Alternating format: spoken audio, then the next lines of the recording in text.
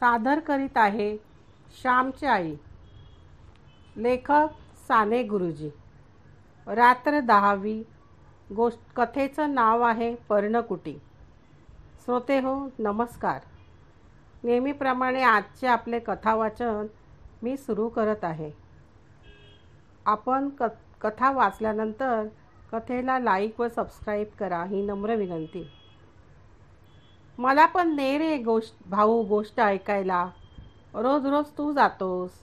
आई सांग ग मला भाऊला घेऊन जायला. वच्छी भाऊच्या पाठीस लागली होती. तेथे पेंगायला लागशील ग तू. कशाला येतेस तेथे, तिचा भाऊ म्हणाला. ने रे तिला सुद्धा, तीही ऐकेल. चांगले असेल तर साऱ्यांनी ऐकावे, तिची आई म्हणाली. मी सुद्धा आले असते, पण हे घरातले आवरता रात्र होते बाहेर, भाऊची आई म्हणाली. भाऊ म्हणजे श्यामचा मित्र. शेजारची भीमी जाते, ती हंशी जाते. हरणीलाही तिचा भाऊ नेतो. तू नाहीस का रे माझा भाऊ. वच्ची केविलवाणी होऊन आपल्या भाऊच्या हृदयाला पाझर फोडीत होती. चल तेथे मग, मला झोप येते, चल घरी अशी मला घाई लावलीस तर बघ मात्र, असे बजावून वच्चीलाही तिच्या भावाने आश्रमात नेले.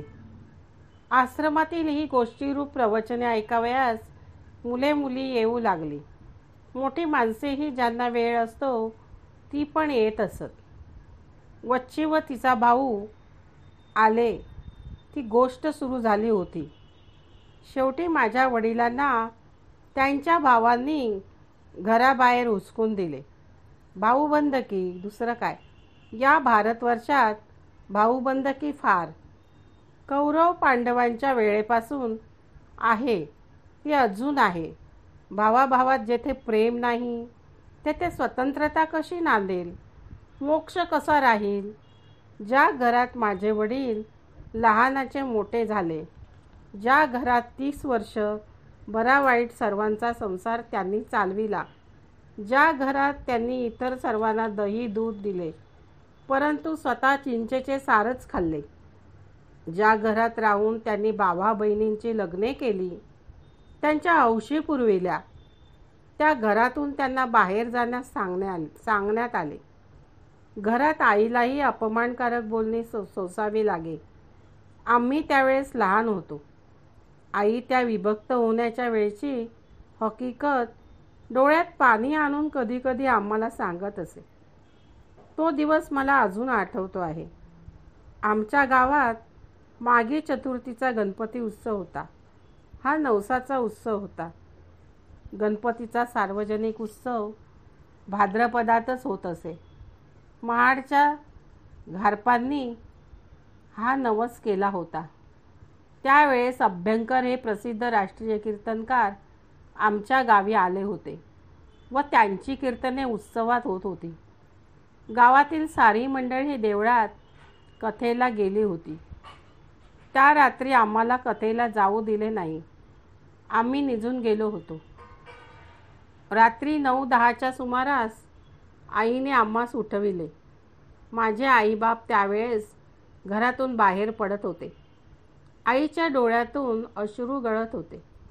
ज्या घरात राहून तिने मोऱ्या गाईचे दूध काढले, गडी माणसांना जेवावयास पोटभर घातले, ज्या घरात एकेकाळी ती सोन्याने नटून मिरवली, ते घर, ते गोकुळ सोडून ते बाहेर पडत होते.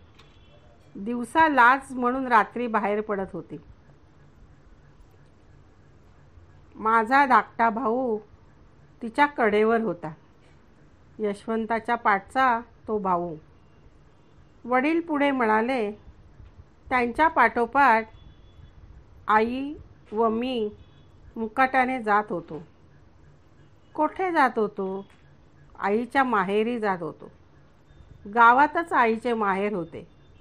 आजोळच्या घरी त्यावेळेस कोणी नव्हते. आजोबा आजी पुण्यास मुलाकडे गेली होती. काही दिवसांनी ती परत येणार होती. परंतु आम्ही सुतक्यासारखे मनात चाललो होतो. देवाच्या या विशाल भूमीवर एकाच वेळी अनेक प्रयोग चाललेले असतात. नवीन घरी आता सवय झाली, परंतु आईच्या तोंडावरची खिन्नता गेली नव्हती. काही दिवसांनी आजी परत आली. माझी आजी जरी स्वभावाने प्रेमळ होती तरी थोडी हट्टी होती. माझी आई होता होई तो आजीजवळ मिळते घेई, कारण स्वतःची परिस्थिती ती ओळखून होती. आईच्या मनात माहेरी राहणे फार काही. तिला अपमान वाटे. नवऱ्यासह माहेरी राहणे त्याहून मरण बरे असे तिला होई. तिचा स्वभाव फार मानी होता. एक दिवस आजी आजोबा देवळात पुराण ऐकावयास गेले. ओटीवर वडील जमा खर्च लिहित होते. आई ओटीवर गेली व म्हणाली, माझ्याच्याने येथे अतप्पर राहवत नाही. मी जगावे असे तुम्हाला वाटत असेल तर स्वतंत्र घर बांधा. येथे खाणे पिणे म्हणजे जीवावर येते. वडील म्हणाले, अगं आपण आपलेच भात खातो ना, फक्त येथे राहतो. घर बांधणे म्हणजे का थट्टा आहे का? तुम्हा बायकांना सांगायला काय? पुरुषांच्या अडचणी तुम्हाला काय माहीत? आई एकदम संतापून म्हणाली, तुम्हा पुरुषांना स्वाभिमानच नाही मुळी. माझे वडील शांतपणे परंतु खिन्नपणे म्हणाले, आम्हाला स्वाभिमानच नाही. आम्ही माणसेच नाही जणू. दरिद्री माणसाचा सारा दुनिया अपमान करते. मग बायको का करणार नाही? कर, तूही अपमान कर, तूही वाटेल तसे बोल. वडिलांचे शब्द ऐकून आईला रडू आले. तुमचा अपमान करावायचा माझा हेतू नव्हता हो. उगाच काहीतरी मनास लावून घ्यावयाचे. पण मला येथे खरेच राहावेसे वाटत नाही. मलाही का राहावे असे वाटते का येथे? परंतु तुला आपली परिस्थिती माहीत आहे ना. कर्ज आहे, त्याचे व्याजही देता येत नाही. घर कशाने बांधावयाचे? कसे तरी गुरांच्या गोठ्यासारखे नाही ना घर बांधावयाचे. त्यात राहणे म्हणजे अपमान असतो. वडील आईची समजूत करीत म्हणाले, गुरांचा गोठाही चालेल, परंतु तो स्वतंत्र असला पाहिजे, आपला असला पाहिजे म्हणजे झाले. अगदी साधे गवतारू झोपडी बांधा, तेथे राहण्यात मला अपमान वाटणार नाही. परंतु माहेरच्या माणसांकडे येऊन राहणे नको.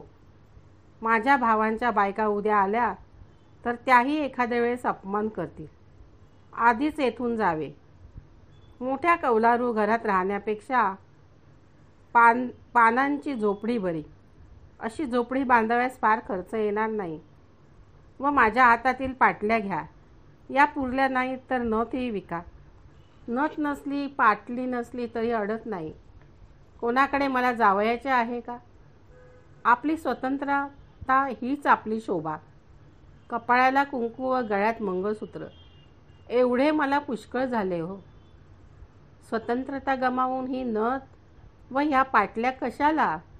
असे म्हणून आईने खरेच नथ व पाटल्या वडिलांच्या पुढे ठेवल्या. वडील स्तंभितच झाले. तुला इतके दुःख होत असेल हे नव्हते मला माहीत.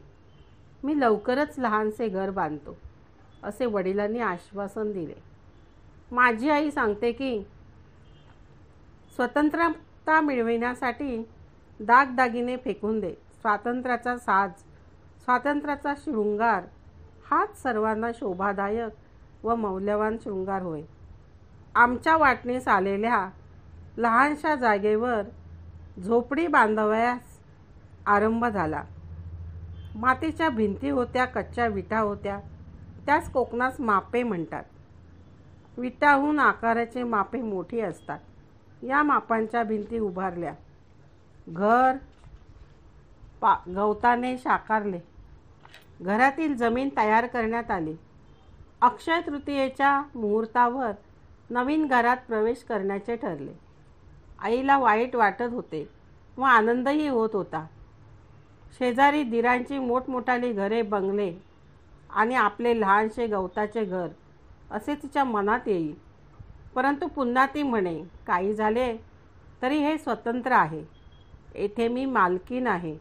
येथून मला कोणी उठ म्हणणार नाही. झोपडीवजा घराची वास्तुशांती करण्यात आली. प्रथम घरात देव नेऊन ठेवले. मग सामान ठेवले. नारळाचे घाटले आईने केले होते. प्रसंग साजरा केला. सारा दिवस गडबडीत गेला. वडील लोकांना सांगत होते, तात्पुरते बांधले आहे घर, पुढे मोठे बांधू.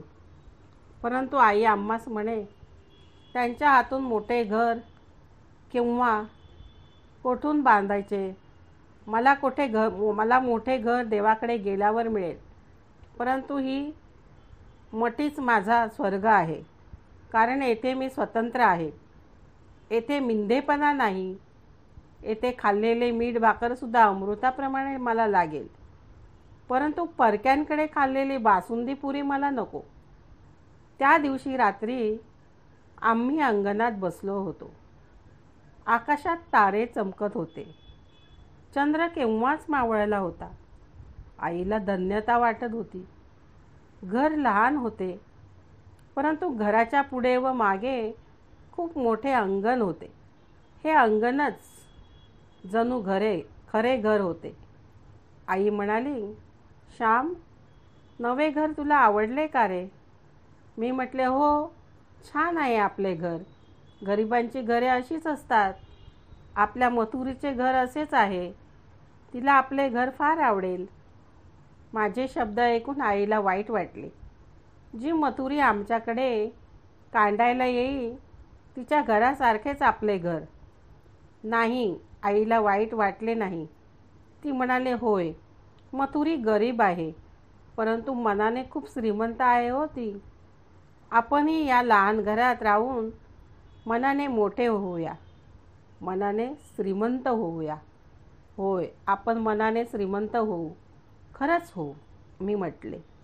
इतक्यात आकाशातून एक तारा तुटला. आई एकदम गंभीर झाली. धाकटा भाऊ म्हणाला, आई, केवढा ग तारा होता? आई गंभीरच होती. ती म्हणाली, श्याम, तुझ्या आईच्या जीवनाचा तारा लवकरच तुटेल असे तर नाही ना तो सांगत. ते वरचे मोठे मोकळे सुंदर आकाश मला तर वर नाही ना बोलावीत. मला बोलावण्यासाठी तर नाही ना आला तो तारा. नाही हो आई, तो हे आपले स्वतंत्र घर पाहण्यासाठी आला आहे. त्याला आपले साधे घर, हे स्वतंत्र घर स्वर्गापेक्षाही अधिक आवडले असेल. यमुनेच्या पाण्यात गोपाळांनी हात धुतल्यावर जे शीतकण पाण्यात पडत, ते खाण्यास स्वर्गातील देव येत असे त्या हरिविजयात नाही का? तसे हे घर पाहावयास ते तारेही येतील, कारण आपल्या घरात प्रेम आहे. तू आहेस, मी म्हटले. माझ्या पाठीवरून वात्सल्याने भरलेला हात फिरवीत आई म्हणाली, श्याम, कोणी रे तुला बोलावयास शिकविले?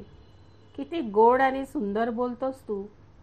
खरेच आपले हे साधे सुंदर घर ताऱ्यांनाही आवडेल, साऱ्यांना आवडेल. श्रोते हो, माझी कथा इथे संपली. कथा वाचन संपले. आपण माझी कथा शांतपणे ऐकल्याबद्दल धन्यवाद. कथेला लाईक व सबस्क्राईब करा ही नम्र विनंती.